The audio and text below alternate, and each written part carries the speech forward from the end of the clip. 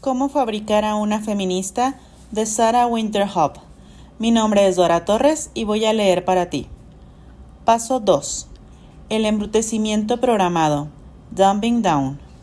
Una vez que se ha conseguido generar una sensación de histeria en las mujeres, producto de los problemas reales y ficticios, el próximo paso para convertir a una mujer en militante feminista es debilitar su inteligencia. Debilitar la inteligencia de una persona no es una tarea sencilla. La verdad es que se trata de un proceso de largo plazo y con estrategias muy bien desarrolladas de producción en masa. Los individuos que vienen a formar parte de este proceso sufrirán un lavado cerebral hasta el punto de llegar a desarrollar las cualidades necesarias para la militancia, es decir, la pérdida de los sentidos básicos de interpretación, proporcionalidad, principalmente de lo que es el bien y el mal. En resumen, su sentido de análisis crítico de la realidad será totalmente sustituido por una subordinación ideológica. El poder de la ideología. Habrás podido notar que utilizo demasiado la palabra ideología en esta obra, y como este capítulo trata precisamente de la importancia del lenguaje, considero de suma importancia definir su significado. Sin embargo, antes de plantear una definición, es necesario sacar de nuestras cabezas algunos conceptos cerrados que a veces utilizamos por razones prácticas, como por ejemplo, la idea de que todos tenemos una ideología, que debemos respetar. Ese concepto está filosóficamente equivocado, pues una ideología no tiene nada que ver con una opinión personal sobre determinado tema o situación. El filósofo brasileño Olavo de Carvalho definió la ideología como un discurso que esconde, bajo argumentos supuestamente neutrales y racionales, algún interés material. En el caso del comunismo, el feminismo y todos los otros ismos que escuchamos diariamente, este interés es el de conquistar la mayor cantidad de territorio posible, perpetuándose así en el poder. El filósofo chileno Juan Antonio Guido va aún más lejos en lo que dice con respecto no solo a la definición, sino también a su modus operandi, al considerar a la ideología como un sistema cerrado de ideas que se postula como un modelo según el cual ha de reestructurarse toda la vida humana en sociedad. Se lo concibe independientemente de la realidad. No es de ninguna manera la experiencia lo que pueda alimentarlo u obligarlo a rectificar. No está condicionada por la realidad correcta, sino que es esta la que debe ser definida como tal por la ideología. Y una vez establecido el modelo, su objetivo es el de ser aplicado a la vida humana, como un molde en el cual está todo comprendido. Es una anticipación de la realidad, un proyecto que define qué y cómo ha de ser esa realidad. Por esto, no necesita experiencia, sino solo del poder. El filósofo enfatiza que la ideología orbita en el campo de las ideas humanas y, por definición, es imposible que sea practicada por completo en la realidad. Sobre la base de esta definición es posible decir que la izquierda comprendió que para hacer que las personas crean y practiquen y se involucren en una ideología, se hace necesario primeramente debilitarles la inteligencia. Así nace el proyecto perverso que John Taylor Gatto denominó embrutecimiento programado, el cual se podría entender literalmente como una programación en masa para volver idiotas a los seres humanos. Una educación al servicio de la ideología. Taylor, un profesor norteamericano retirado, tituló así uno de sus libros, en donde desarrolló una teoría pedagógica producto de su experiencia como educador, durante 30 años, en los que fue ganador de diversos premios como mejor docente. Él escribió incontables obras en las que critica el sistema actual de educación occidental y denuncia las estrategias de idealización social a través de la escuela. Sí, lo cierto es que los ideólogos progresistas utilizan los medios de educación, comunicación y entretenimiento para conducir silenciosamente este proyecto de idiotización de la sociedad. Al final de cuentas, la propia revolución sexual y su lucha por trastornar el orden de los roles ha sido responsable de la creación de nuevas generaciones de personas que ya están más interesadas en la toma del poder por las armas. La izquierda tomó nota de ese cambio y rápidamente se dio cuenta de que, para llegar a este nuevo público, era necesaria una nueva estrategia. El comunismo continuaría siendo el mismo, pero ahora asumiría un nuevo disfraz. Las quejas tradicionales de las opresiones en contra de los trabajadores serían sustituidas por las pautas identitarias: feminismo, gayismo, segregacionismo racial, etc. Se dio lugar a lo que se ha denominado marxismo cultural. Cristian Rodrigo Iturralde es un intelectual argentino que ha afirmado que el húngaro George Lukács habría sido el precursor de la idea al incluir, por ejemplo, a la educación sexual como disciplina obligatoria en todas las instituciones de enseñanza.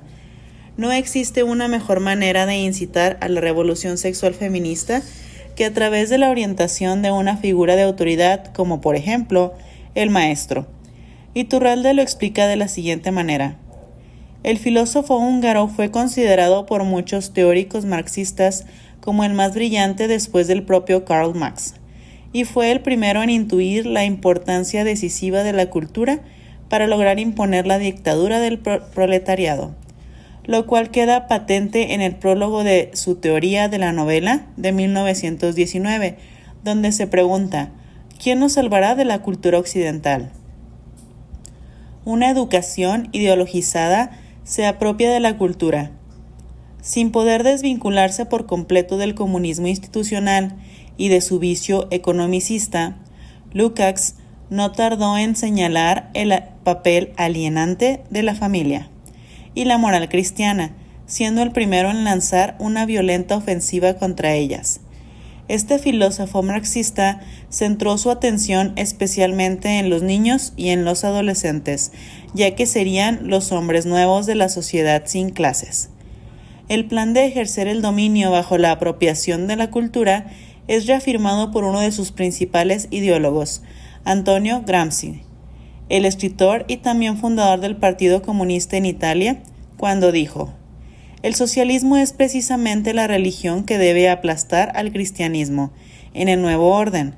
El socialismo triunfará capturando primero la cultura a través de la infiltración de escuelas, universidades, iglesias y medios de comunicación, transformando la conciencia de la sociedad. Olavo de Carvalho escribe también lo siguiente sobre el marxismo cultural. Llamaron, los adeptos de la Escuela de Frankfurt, a su filosofía teoría crítica, porque se abstuvo de proponer remedio alguno para los males del mundo y solo buscaba destruir. Destruir la cultura, destruir la confianza entre las personas y los grupos, destruir la fe religiosa, destruir el lenguaje, destruir la capacidad lógica para extender por todas partes una atmósfera de sospecha, confusión y odio. El aporte local estadounidense fue la invención de la dictadura lingüística de la corrección política. En unas pocas décadas, el marxismo cultural se había convertido en la influencia predominante en las universidades, los medios, el mundo del espectáculo y las publicaciones occidentales. Sus macabros dogmas, sin la etiqueta de marxismo, son aceptados imbécilmente como valores culturales supraideológicos por las clases empresariales y eclesiásticas, cuya destrucción es su único e ineludible objetivo. Hablando primeramente sobre la escuela y su función estratégica en este proceso de embrutecimiento, es imprescindible explicar que yo como escritora no me opongo a la institución de enseñanza como tal, pero sí a los supuestos métodos pedagógicos, o en este sentido antipedagógicos, utilizados y aplicados con los alumnos. Creo que podemos estar de acuerdo en que la educación actual nada tiene que ver con la educación clásica, cuyo objetivo era conducir a hombres y mujeres a la verdad.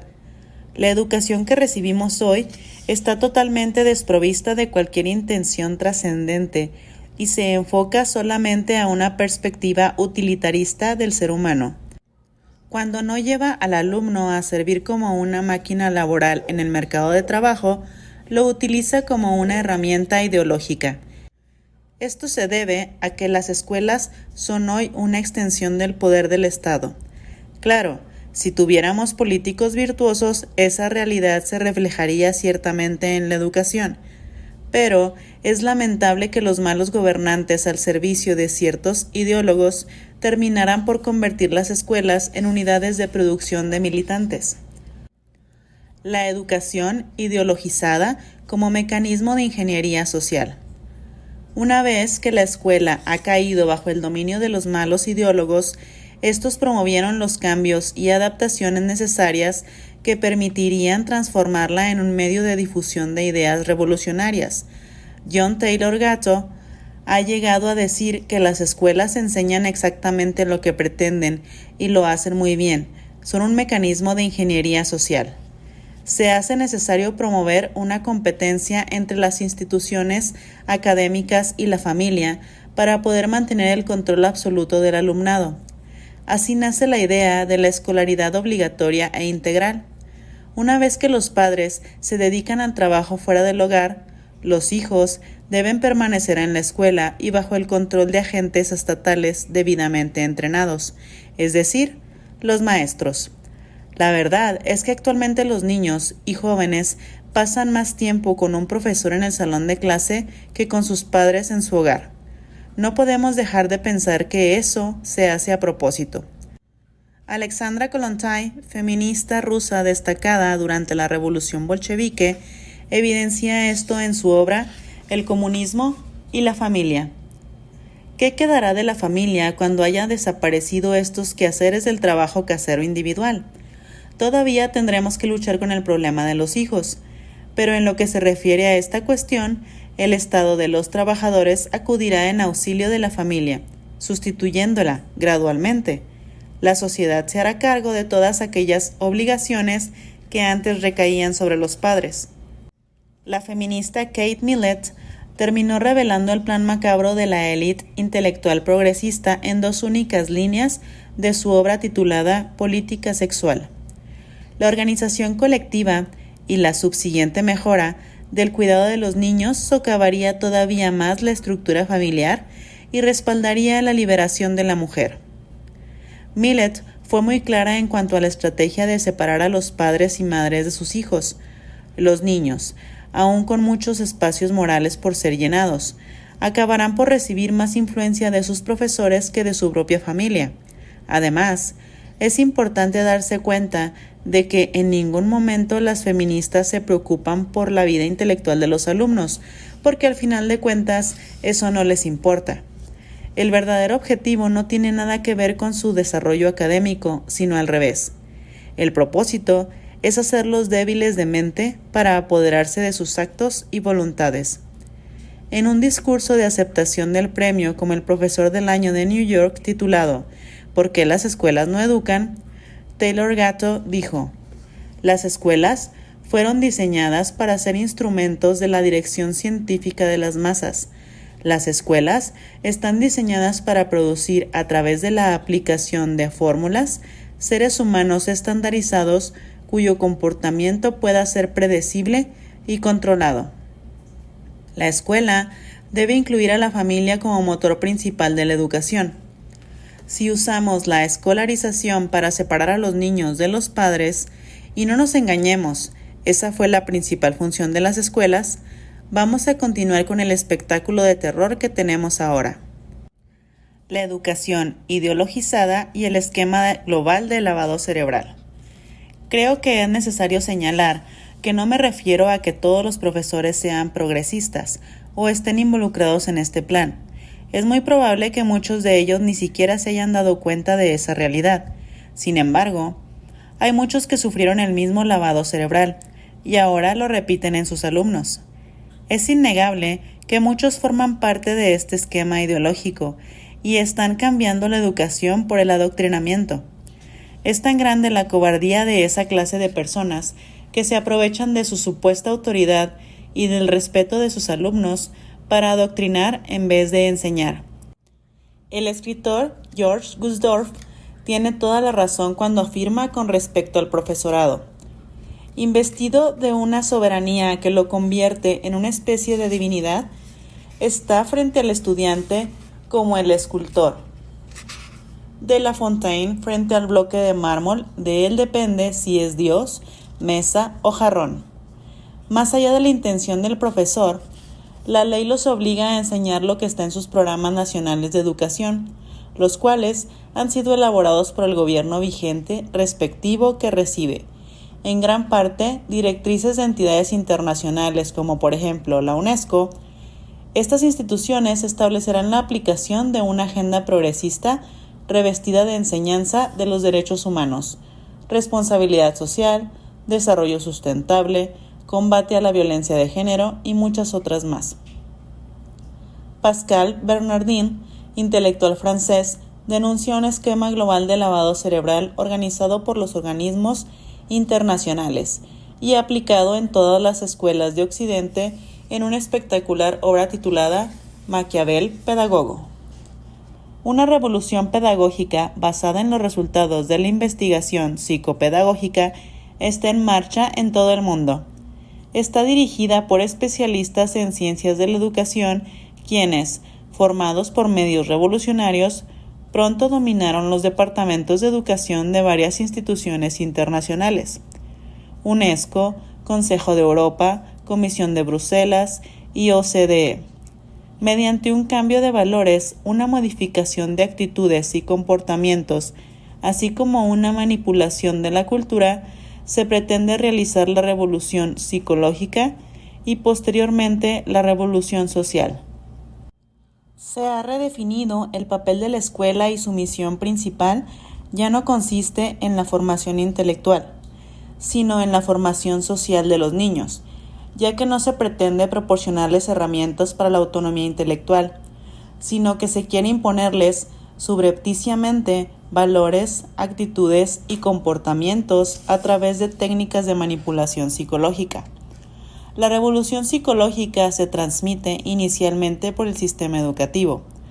Por otra parte, la subversión del sistema educativo no involucra solo a los primeros, sino a toda la población, incluidos los adultos. La reforma psicológica y el lavado de cerebro a escala mundial no podían dejar a nadie indemne. Los elementos esenciales de la revolución psicopedagógica son la revolución ética y la revolución cultural, en la cosmovisión de los adolescentes, la innovación pedagógica que introduce técnicas de lavado de cerebro en las escuelas. La educación ideologizada usa medios más allá del salón de clases. No obstante, no solo las escuelas son las únicas instituciones que participan de esa revolución. También están involucrados todos los medios de distribución de conocimiento y cultura. Los periódicos, los programas televisivos, las propagandas de productos y servicios, las películas, las telenovelas, toda la industria fonográfica en lo que abarca tanto la producción musical como el desarrollo de videoclips, el diseño de la moda y la confección del vestuario, en fin, todo lo que pueda comunicar un mensaje. Esos mismos alumnos que no pasan el día recibiendo una enseñanza integral, no necesariamente van a pasar tiempo con sus familiares. La realidad occidental fue tragada para hacer surgir un dilema, y las feministas parecen estar llevando la ventaja. Las mujeres ya dejaron el hogar, y ahora están empoderadísimas, obedeciendo a sus patrones. ¿Bajo la supervisión de quién se quedaron los hijos? ¿Quién los cuida? ¿Quién les enseña sobre virtudes, valores y moralidad? ¿Quién los inspira e influencia? ¿Quién les hace compañía? John Taylor Gatto responde a estas preguntas. Dos instituciones controlan el día de hoy la vida de nuestros hijos: la televisión y la escuela. Por este orden, ambos reducen el mundo real de sabiduría, fortaleza, templanza y justicia hacia una abstracción sin final y sin frenos. En los siglos pasados, los niños y adolescentes estaban ocupados en trabajo real, caridad real, aventuras reales y en la búsqueda real de maestros que pudieran enseñarnos lo que realmente queríamos aprender. Mucho tiempo se pasaba en desempeños comunitarios, practicando el afecto mutuo, el entendimiento y estudiando cada nivel de la comunidad, aprendiendo cómo hacer una casa y docenas de otras tareas necesarias para convertirse en un hombre o una mujer íntegros. Tenemos que reconocer que Gatto escribió esto en 1991, cuando la gran mayoría de los jóvenes occidentales ni siquiera tenían acceso a Internet. ¿Cómo respondería Gatto a un mundo donde algunas mujeres quedan embarazadas durante una relación casual, se vuelven madres solteras y para poder trabajar y realizar las tareas domésticas dejan a su hijo entretenido por un aparato electrónico que le puede enseñar con la velocidad de un clic tanto un dibujo animado como un video pornográfico? La educación ideologizada y su impacto semántico. La revolución no es simplemente pedagógica a través de estos mecanismos, ahora también es semántica, es decir, trabaja directamente con el significado de las cosas. Esto se debe a que primeramente se hace imposible crear una ideología sin conocer tu propio idioma, y créanme que los progresistas lo conocen muy bien. Para dominar el mundo, o por lo menos dominar el entendimiento de las personas, primero es necesario aprender a hablar, leer, escribir, expresarse, y no menos importante es aprender a convencer. En resumen, es necesario aprender a dominar el idioma en sí mismo y por completo. A fin de cuentas, esta es la principal herramienta de comunicación entre los seres humanos, siendo imposible difundir una idea sin comunicarse propiamente para este fin.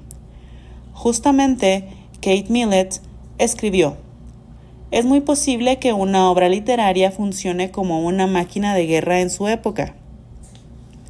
Esa es exactamente la razón por la que en este libro he trabajado mucho con las definiciones de palabras, términos y expresiones.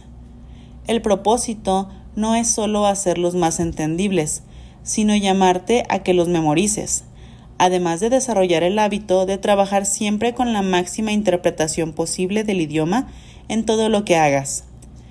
Créeme, esto facilitará tu vida personal, tu trabajo y tus emprendimientos. Entonces, para empezar, permítanme asignar los significados correctos a los términos más importantes que estaremos utilizando a partir de ahora: comunicación, lenguaje y semántica. La comunicación es la acción de transmitir algo, generalmente un mensaje. Es importante notar que la comunicación es bidireccional y por lo tanto también transmite o envía algo y luego tiene una respuesta. Esta respuesta se dirigirá a los padres, los amigos o compañeros de estudio o trabajo, su propio cuerpo, su cerebro y la manera en que observa la sociedad y su propia identidad. Algo se puede comunicar de diferentes formas, por ejemplo, a través de símbolos, signos, la expresión facial y corporal, palabras o dibujos. Generalmente, para que se denomine comunicación, tiene que haber un intercambio entre al menos dos partes que se responden entre sí. La comunicación es parte del lenguaje. ¿Cuáles son los principales medios de comunicación para las nuevas generaciones, además de la escuela? YouTube, TikTok, Netflix, Instagram y todas las demás redes sociales o servicios de streaming.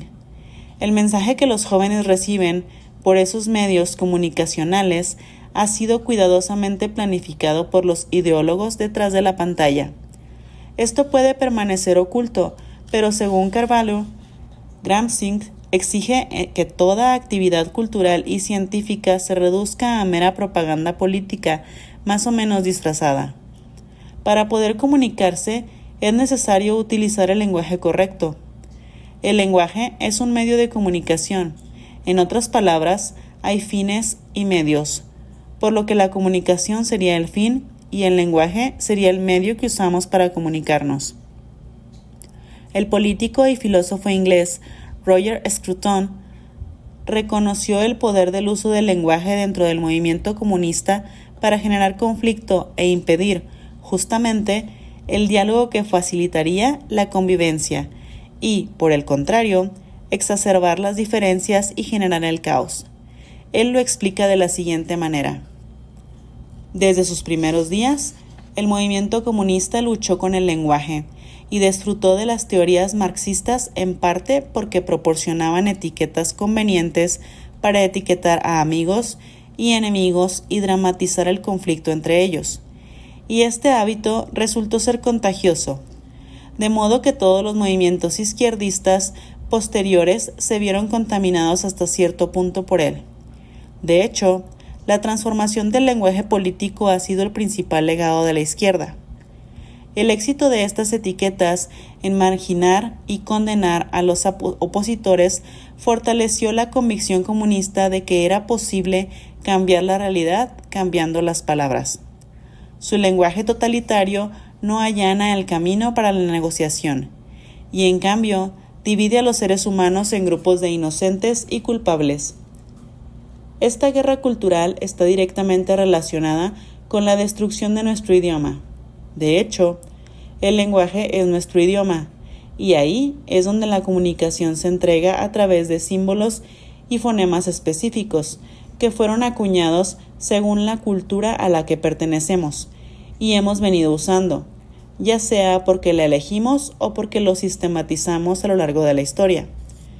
En 1990, la filósofa feminista Judith Butler dedicó un capítulo entero de su libro El género en disputa solamente al tema del lenguaje.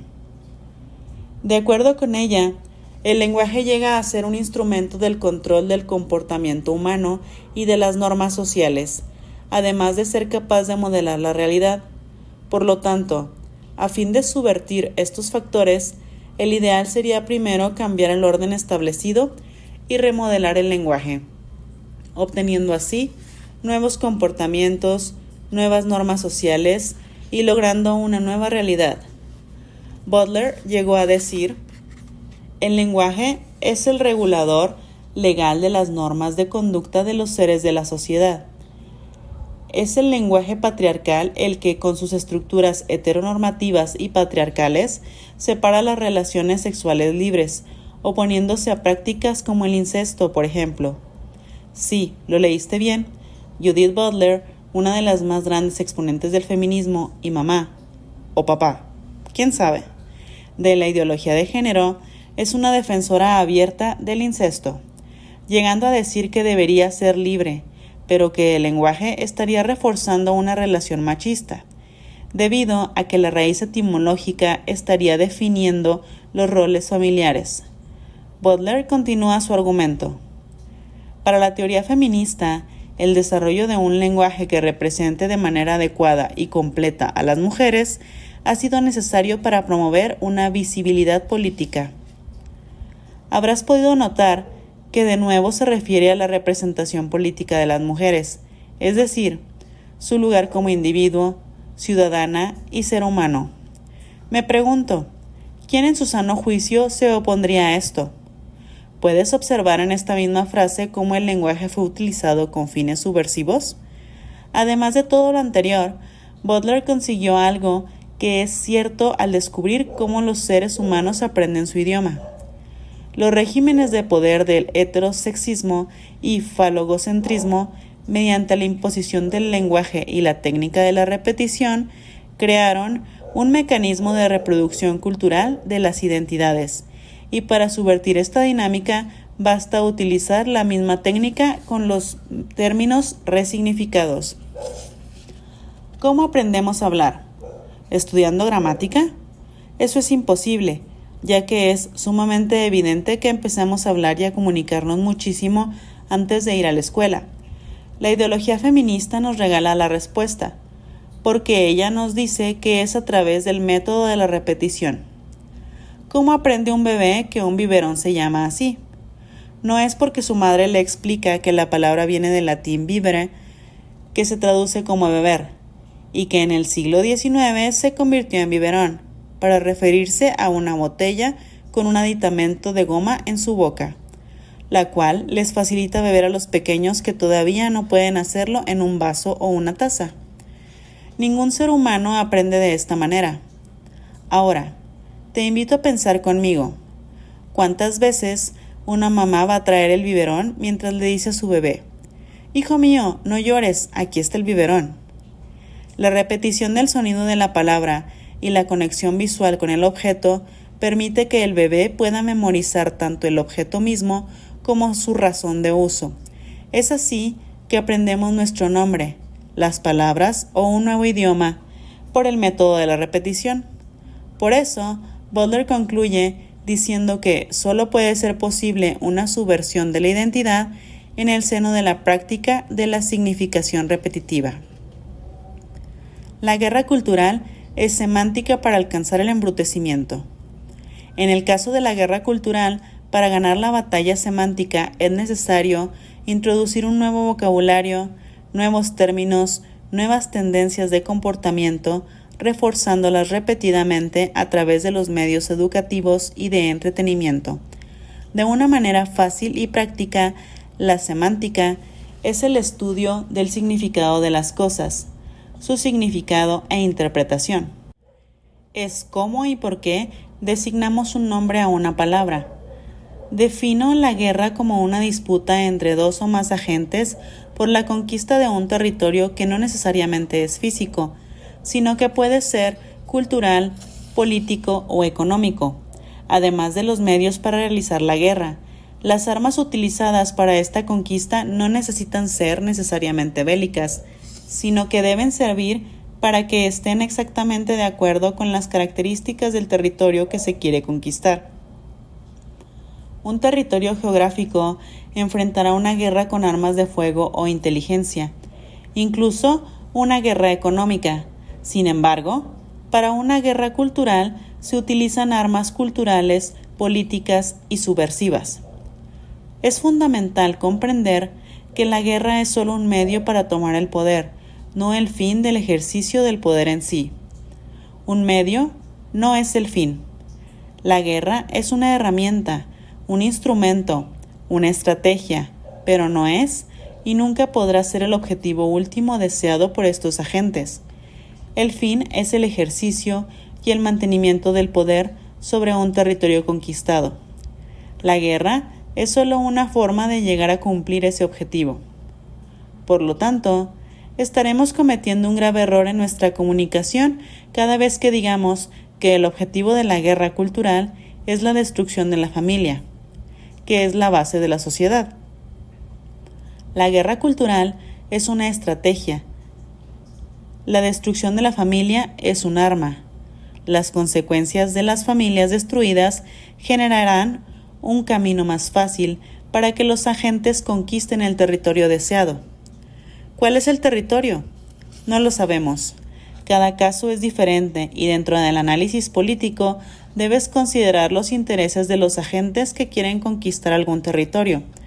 Pero si nos quedamos estupefactos, si no podemos interpretar, memorizar, reproducir o convencer a alguien de nuestras ideas, si también sentimos que pasamos por el proceso de embrutecimiento, ¿cómo podemos trazar una estrategia para entrar en guerra? El objetivo de la guerra semántica es desmoralizar al oponente hasta el punto de dejarlo sin los medios de comunicación para que ni siquiera tenga la oportunidad de alcanzar los medios de acción.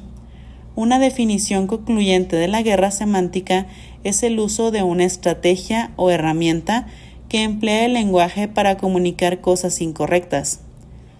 Si la semántica es el estudio de los significados de las cosas, entonces la guerra semántica es el arma que usa la comunicación, el idioma y el lenguaje de manera subvertida para comunicar algo que está mal.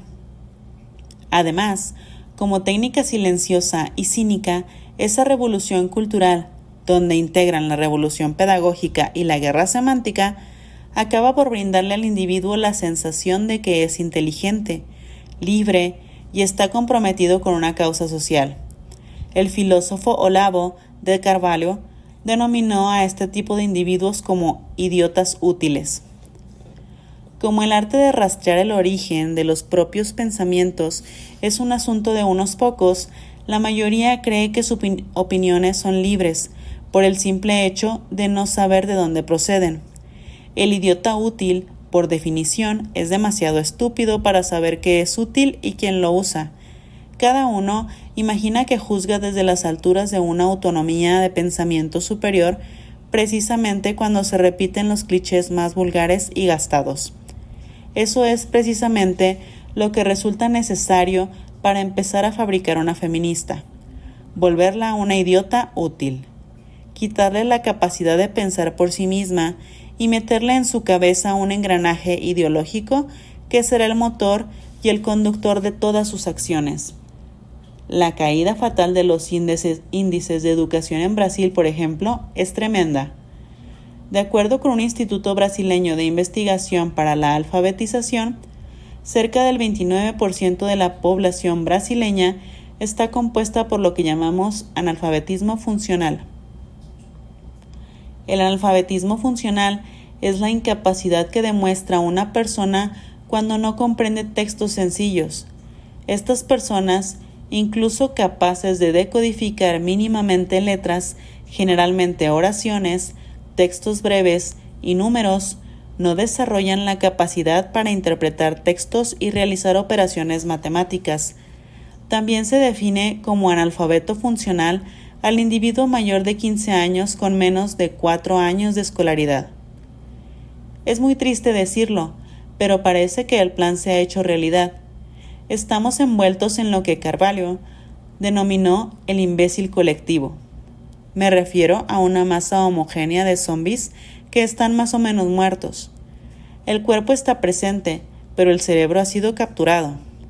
Una vez destruida, o en muchos casos ni siquiera construida, la capacidad de poner en práctica el dominio del propio idioma, el desarrollo del sentido de proporcionalidad de las cosas y el sentido crítico, ¿cómo esperar que un individuo así sea capaz de comprender el universo abstracto de una ideología que le está siendo impuesta? El resultado: el embrutecimiento de las feministas. Las feministas gritan y no saben lo que están gritando. Protestan sin saber claramente el motivo. Marchan sin saber la dirección. Pues yo sí conozco la dirección, porque finalmente ya estuve en ese lugar. Participé en una infinidad de protestas dentro y fuera de mi país, sin siquiera darme cuenta de la razón del reclamo.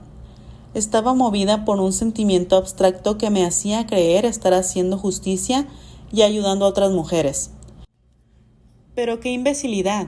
Sí, yo pertenecía al imbécil colectivo. ¿Cómo desnudarme frente a las autoridades o llevar carteles en mis manos podría tener algún impacto en la vida de una mujer en una situación de vulnerabilidad? Hoy esto me parece muy obvio, pero hace exactamente 10 años estaba totalmente embrutecida, y este pensamiento lógico ni siquiera pasaba por mi cabeza. Alguna vez, durante mi entrenamiento en Ucrania en junio del 2012, me dijeron que Lukashenko estaba viniendo al país para los Juegos de la Eurocopa, y que yo debería sumarme a la protesta. Nos desnudamos con capuchas negras para satirizar la dictadura bielorrusa. La policía ucraniana fue muy violenta y terminamos en la cárcel. Te confesaré algo muy íntimo de lo que no me enorgullezco. ¿Preparado? No tenía la menor idea de quién era Lukashenko, y mucho menos que era presidente. No sabía por qué debíamos odiarlo, ni tampoco sabía que Ucrania tenía frontera con Bielorrusia, y que ahí había un régimen dictatorial de muchos años. Básicamente, me desnudé, me expuse a un tremendo peligro, fui a parar a la cárcel y todo lo demás sin siquiera saber el motivo. Yo solo sabía que quería luchar y salvar a las mujeres. Pero, ¿cuál es la conexión entre ayudar a las mujeres y mi actitud? Absolutamente ninguna. Sin embargo, yo no me daba cuenta. Obedecía órdenes de las mayores y seguía mis estúpidos instintos de joven que básicamente tenían sed de adrenalina e irresponsabilidades sin límites. A pesar de que es así exactamente como vimos que Simone de Beauvoir definió la palabra libertad. ¿Quieres otra confesión? Estuve 5 años involucrada en el feminismo. Durante todos estos años no leí ningún libro, ni siquiera libros feministas. Puede que esa sea la razón exacta por la que estaba metida ahí. No tenía la más mínima idea en cuanto a de qué se trataba el movimiento y solo creía lo que me llegaba de información por los medios. Ahora, te pido atención para el último secreto. Yo era una idiota útil que pensaba ser libre mientras servía a una ideología que me tenía esclavizada. Todas las otras feministas del mundo aún lo son y ni siquiera lo saben.